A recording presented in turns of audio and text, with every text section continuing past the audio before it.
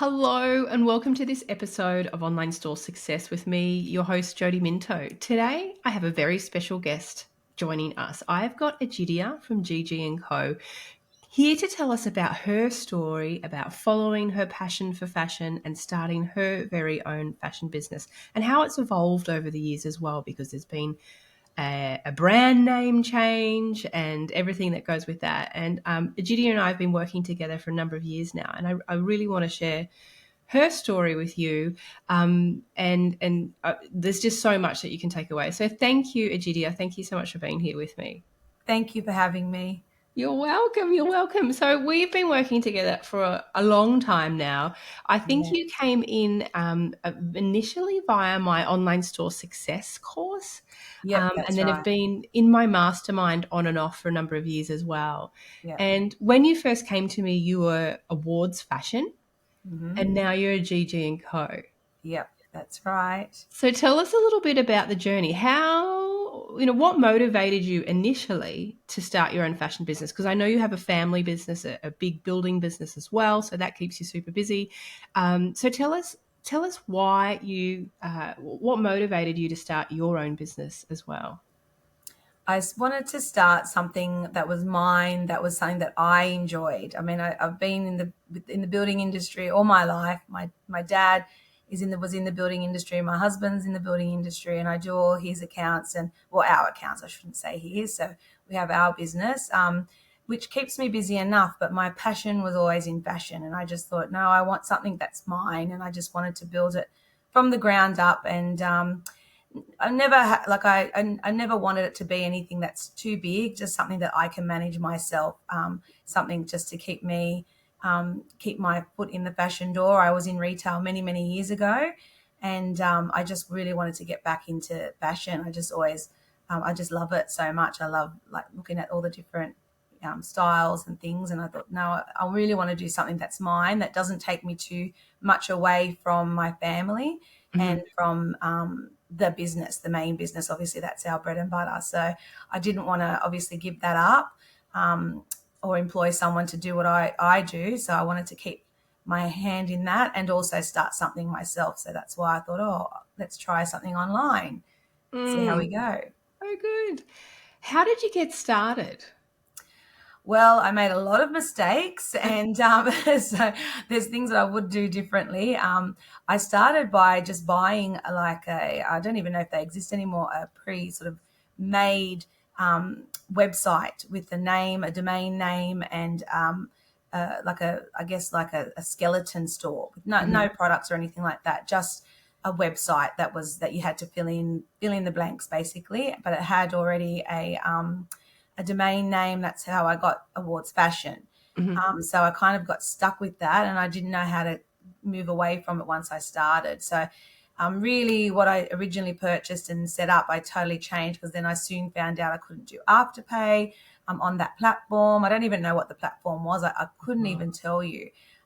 So yeah, that was a little bit of a bomb, because then I had to sort of start all over again when I started with Shopify, and then I just built it from there with the Shopify store. And my main reason why I went to Shopify was so I could implement Afterpay.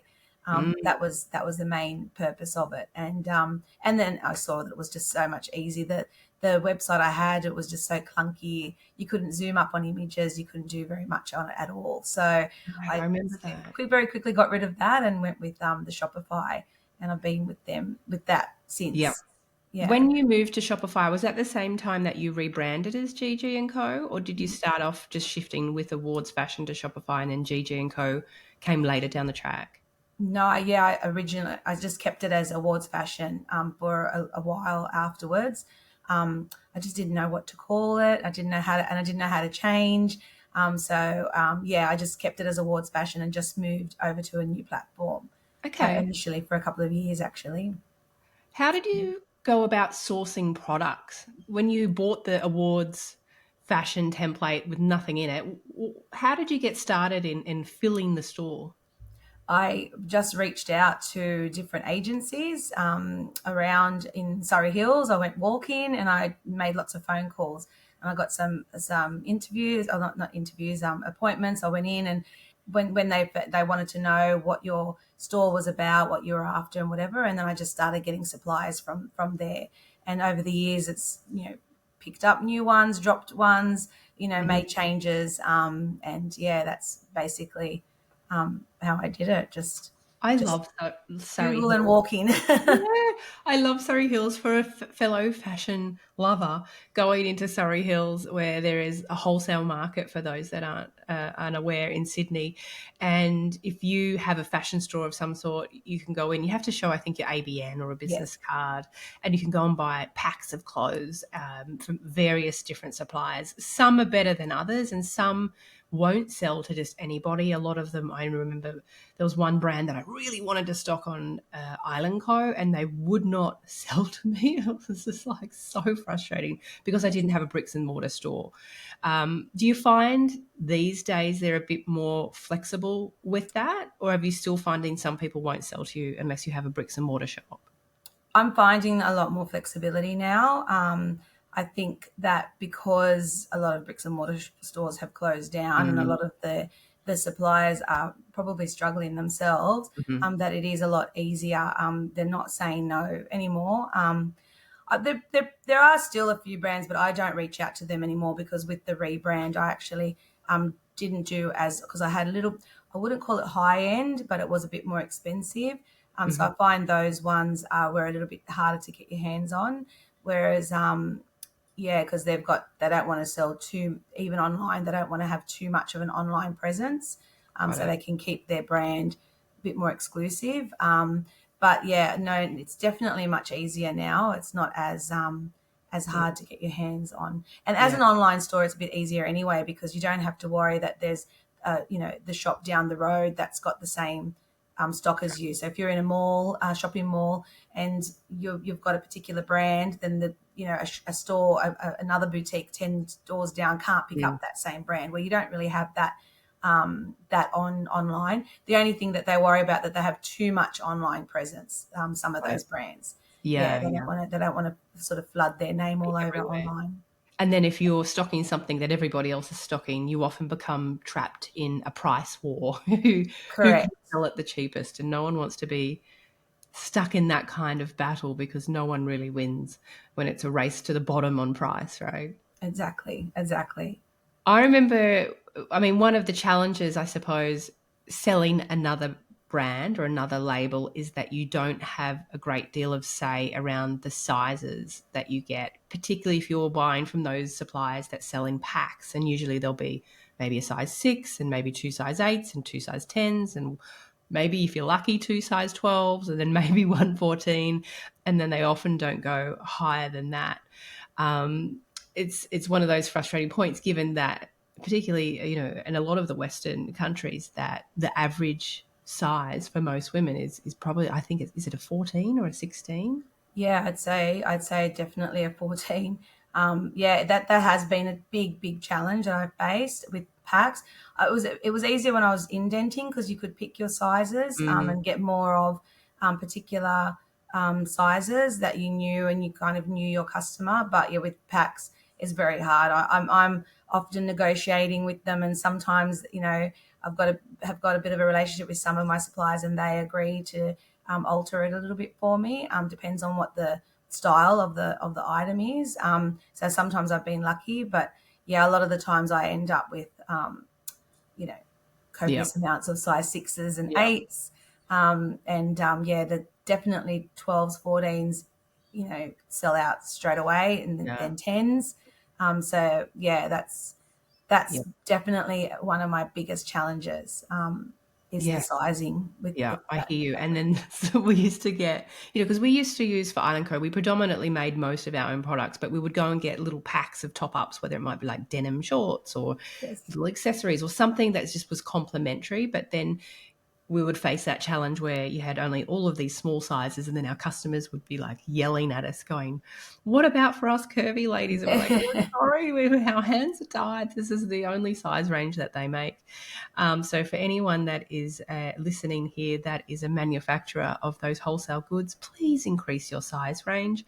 I don't know too many size 6s in my world, No, even size 8s. Please absolutely. cater for the market, and we'll all be doing a lot better better, in our business and in yours. But I guess, like, what would you say are the pros versus the cons in selling other brands? I say that you've got you can choose a wider amount of clothing or styles, because you're not fixed into having, a particular amount of items for each thing. So, you can sort of move with the trends a lot Mm, quicker, um, if you like. So, I mean, with myself, I do like to go with the trends, but try to also keep a classic, something that's going to last you a few years. So that's what I look for. But that's definitely a pro, that you don't need to get, there could be something that's really in now, and you can get a few packs of those, sell them, and you don't have to worry about it again. Whereas if you make mm, it yourself, you may end up with, lots of lots. even more surplus than a few Yep. size 8s and 6s. Yep. So that's definitely the biggest. And it's just, I guess, it's the ease of just getting something that's already done and not going Yep. backwards and forwards with Yep. it. Even Yeah, though I not having to mentioned, wait for those huge timelines for production or that's committing right. to those huge MOQs. Yeah, And sometimes, if we're lucky, they'll even have ready photos and size guides that you can just plug and play straight into your website. that's exactly right. Majority of them do have photos. A lot of the ones that you walk in at Surrey Hills, not necessarily. Yeah. Like, you just walk in, you just sort of get what you get, and then yeah, there's no photos or anything like that. But and since lockdown, Mm. actually, there are more of those suppliers that are online. Okay. So because of that, then you've got images, so Great. that they're actually, you don't even have to go into Surrey Hills. You can just buy from them online. And Yeah. if Oh, you're that's great. unsure of things, I just, you ring them and speak to them. So and it just arrives there. It's just a lot easier. That happened, because of COVID. So Yeah, that that's was, great. I mean, because really, like, I guess one of the cons of selling another label or another brand is that you have smaller profit margins. You might have 50%. Often here in Australia, it's a markup of times two to 2.2 or 2.3 if you're lucky, yeah, which means you don't have a lot of fat in the margin to then go and invest in photo shoots and things like that. So if they've got correct. some ready-made photos, that's great. Correct. Yeah, I absolutely. I know that for you, because we've been discussing this inside of the mastermind, that the goal is to launch your own label, which is really exciting. Yes, that's right.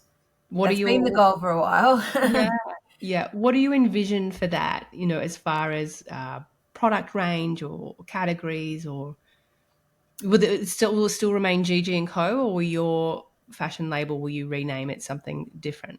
No, I'd like to stick with GG. Mm, Whether it be something like by GG or something along the lines of, yeah, GG. yeah, But I definitely want to stick with that, because I still do. I still do want to. I still do enjoy the sourcing and finding of other brands as well. So it'll be, what my aim is to have, to launch my own label within my store. So have a line that goes through, and just some sort of, like, what I'm really been looking at is just a classic line where, a few sort of basic, a little bit elevated, elevated basics. elevated basics. Yeah, Yeah, nice. exactly. That I can just play with, different colors and fabrics, for future sort Yep. of designs and whatnot. So yeah, that's the aim. So that's Oh, where that's I'm heading. exciting. That's what I've Yeah, I been love looking that. into and doing lots of research and Good. reaching out to different factories Yeah. and whatnot. But yeah, so that's a little while off, but that's the aim. Mm. It's I definitely love it. my It's biggest really aim. exciting. It's really exciting. And you've Yeah. already got the platform, you've already got the customer database, you've Yes. already got a great following on socials, and they're super engaged. Well done. I had a quick stalk before we jumped Yeah. online. So you already have the platform and the audience ready to launch new products too, and with your own spin and your own creativity and your own touch on those, so you I have no doubts that it will be a huge success. Well, thank you. I hope so. I hope you're right. Well, with your guidance, it definitely will be. I'm That's for excited. sure. I'm really excited to see it come about. Tell me a little bit about, what are some of the challenges you have faced in your business journey for GG and Co? Mm. I'd say the biggest challenges for me are time management. Mm. I actually suck at it, so that's Oh, my come on. I biggest don't thing. think you suck. I don't think you suck. For context, for those listening, Egidia has three children, three teenagers. Well, yeah, well, actually now two adults, I guess, a Adult, 20 there and you a go. 19-year-old, yeah, and one in Yeah. year 11. So And I found in my own experience with two teenagers almost finished school, they seem to get busier and more demanding the older they get. honestly, I thought that by now I'd have way more time in my on my hands, but Yeah. it's not the case. No, it's mum's Um, taxi everywhere. yeah, absolutely. But I mean, yeah, it's just about managing my time between the two businesses, Mm, especially. I feel like, yeah, I still spend too much time with the construction company, which I need to, kind of back away from a little bit, to yeah. give myself more time on this. But that's the biggest challenge. And then to throw a spanner in the works, my father-in-law has dementia, and now I Mm, look after all his, you know, business properties yeah. and things that he's got. Yeah. So yeah, that I inherited that problem.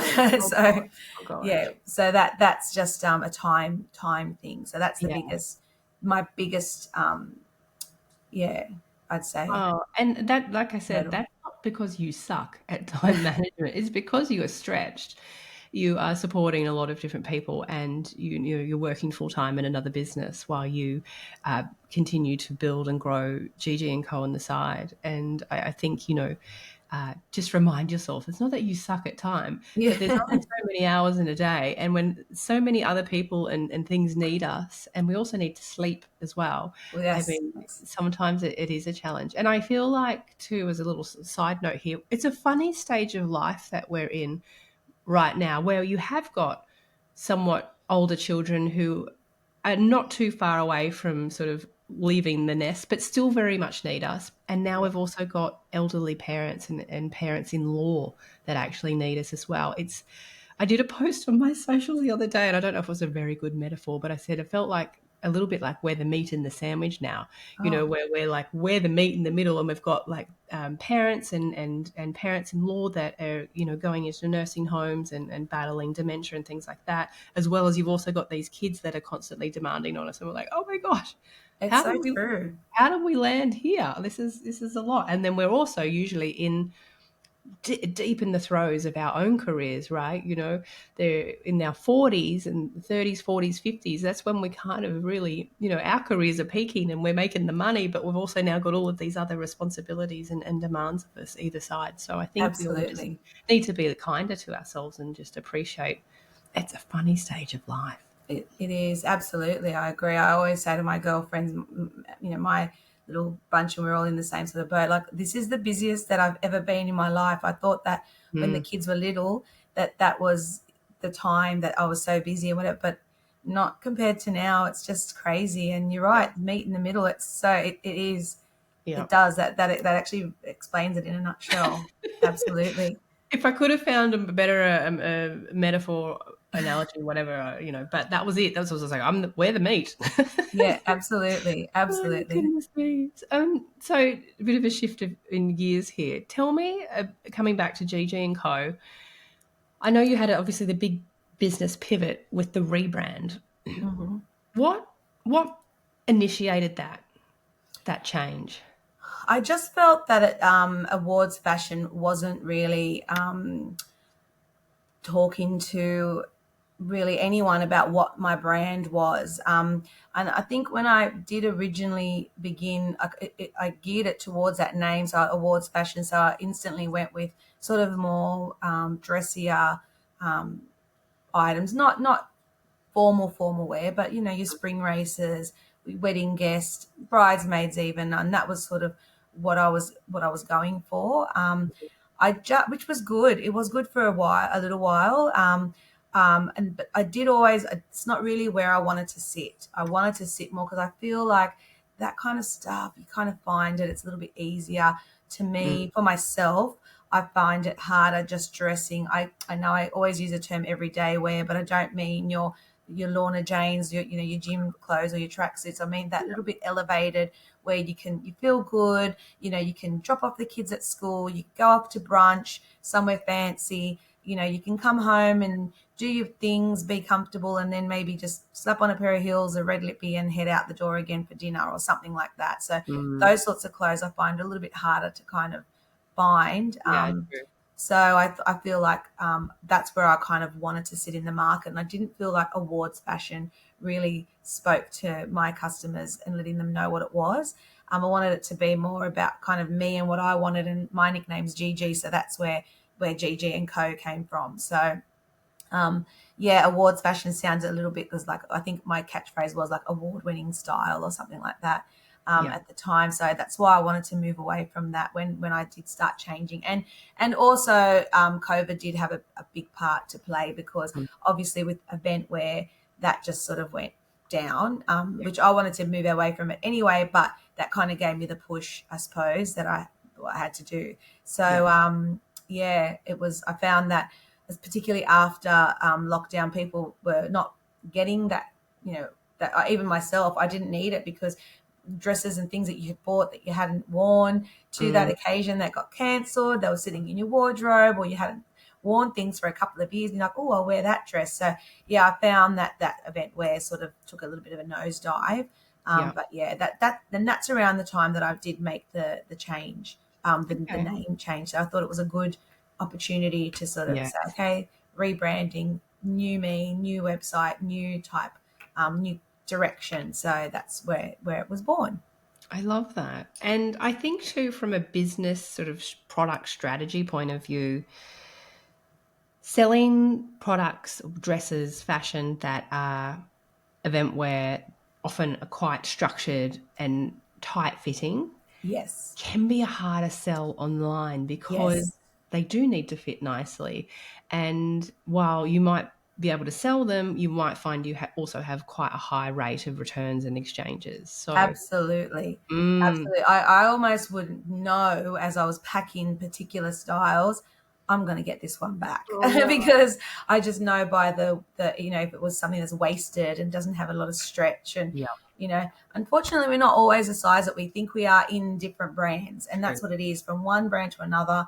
It's a lot. It's just, yeah, you can't you could be a size 10 in one brand and a 14 in another. So it's really hard when you're selling different brands, Yeah, particularly in that event wear sort of space. yeah, So, yeah, definitely a much harder sell, definitely a higher rate of returns. mm, I find that I try to stick with easy wearing things that have got give, stretch, yeah, knits, those sorts of things. And my return rate has gone down significantly. good. So, Yeah, yeah. yeah, yeah. So good. I know it's for me in Island Co. We were all about one size fits most almost in our Yeah, caftans and things like that, and we then just sort of varied from a petite version to a regular size to a plus size, but still. The minute that you go into, especially these anything tight fitting and structured, and anything that's like a huge size range from 6 to 26, you'll always find that there's things that don't sell. It's really hard to predict which sizes mm, do and don't. So, yeah, so no, I think a wise business move for sure. yeah, absolutely. Tell me about your favorite parts of running GG and Co. I'd have to say it's the buying. I Mm, absolutely love new finds. I get so excited when I found something that's that little bit different, and I can't wait to get it out there for my customers. That is my absolute favorite part. And I don't mind making the rules. Like I do it myself. I put myself out there. As a little bit of embarrassing it is quite fun, and I do get, like, once I've put it together, whatever, I think, oh, I did that. That's kind of cute. yeah, your reels are great. Yeah, so it's like that I do enjoy that sort of side. I do really love the finds and putting it there for my customers and thinking, I love this coat, and I am genuine about, oh, I've got this top and I really love it, and I want to share that with everyone. So that's my absolute part that I love about Gigi and Co, and about doing the fashion. So good. What Yeah. would you say is your least favorite part of running Oh, GG&Co? um, oh gosh. There's a few of them. It's well, actually, it's really just more about getting the correct media online, getting the correct uh, photos, like Mm, pictures, images, the right size, trying to get them onto Shopify or trying to get them the advertising Facebooks. Don't yeah. enjoy it, still don't understand it. No matter how many times I've been shown it, I still just look at it and I'm just like, I try to make out as if I know what I'm doing, but I really have no clue. Yeah. I think I'm getting there. So I'd say that is definitely my least, yeah, is doing the advertising and that sort of thing. The I'm not technical. great at copy, Mm, but AI is awesome in yeah, it helping with definitely copy helps. now. So that's like, thank God for that. Yeah. Well, thank technology for that. But Mhm. yeah, I'd have to say understanding and doing like Facebook ads and that sort of thing Yeah. is my Yeah. least favorite. One of my least favorite things was the customer service side. Where is my package? Oh yeah, there's that too. There's Oh that god, too. the torture and the, like the delivery driver didn't turn up on time. I'm like, I don't employ him. I'm so sorry, but I'm Yes. sure he'll try again. But yeah, Yes. the joys, the joys of running an e-commerce store. So tell me just one last question. What's it like been working with me? I absolutely love it. Not just 'cause I'm telling you, but it's awesome. Like I just feel every time I get off a call that I've had with you, or you've looked at something for me, I feel a little boost, and I feel like more motivated. I think you keep me on track.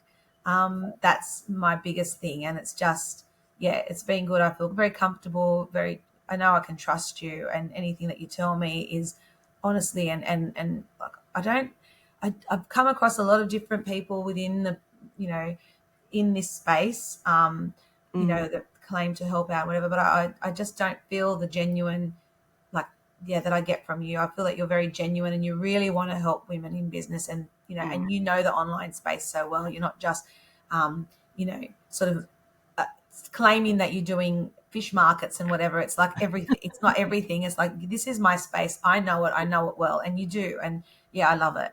And yeah, oh, thank you. that's been my favorite. Is that you really honestly after every call I have, after everything, I feel that motivation come up. It's like I need you. It's like you're my lifeline to keep going. I Oh, wish that I had that if I could change something, obviously from the beginning, mm, if I'd say if anyone out there is thinking of starting an online store or starting their own business, I'd say get onto someone like yourself before you launch, yeah, and just go down the right path. You can save yourself a lot of money. yeah. Even though you may think it's expensive to have a coach or to join a program, it's still going to save you way more money in the long run, because the mistakes that you make Mm, from the with myself personally, picking the wrong type of website, the domain names. I didn't know anything. I didn't. There was no one in my world that knew anything that I could even ask. Oh, how do you go about getting a domain name? It just a yeah, basic thing. So it yeah. was just all yeah. The money that I wasted in that, if I had have invested that into coaching at the time, I would have come out a lot Yeah. much more ahead. Oh, Definitely. that's so nice to hear. Thank you. Mm. And yeah, I guess if, using our metaphors, it's kind of like building a house. If we don't know how to build a house and we just like, you know what, I'm just going to give it a try and see where we land. And you're going to spend all the Absolutely. money on materials and build the walls and the roof, and then it all start to wobble and potentially fall down. And then you're going to call in an expert and they're like, well, we have to rip this down and start again.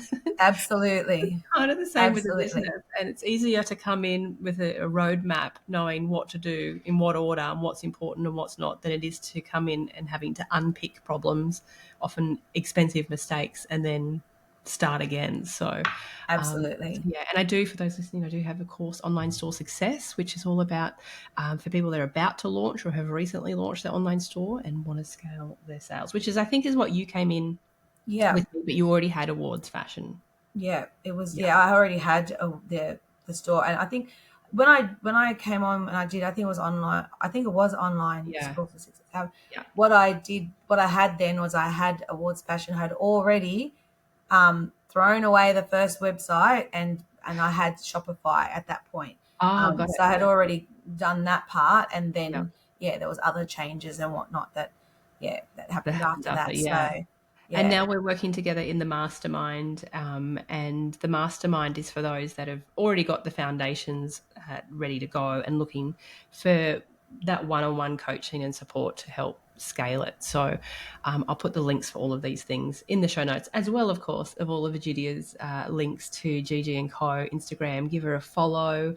She does great reels. She has super cute clothes, and sign up to her newsletter list and be the first to know when her launch of her label happens. So it's really, really exciting. There's lots of exciting things in the pipeline.